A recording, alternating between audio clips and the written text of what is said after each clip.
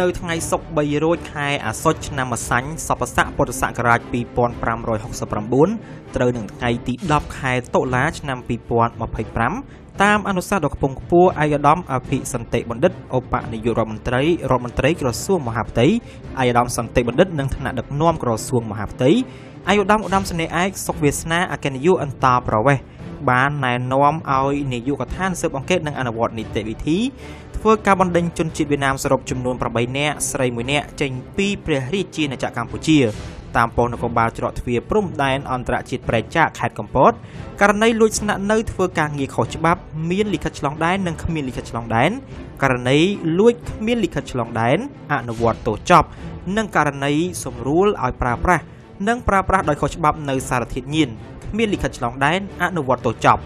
ក្នុងនោះដែរនាយកដ្ឋានស៊ើបអង្កេតនិងអនុវត្តនីតិវិធី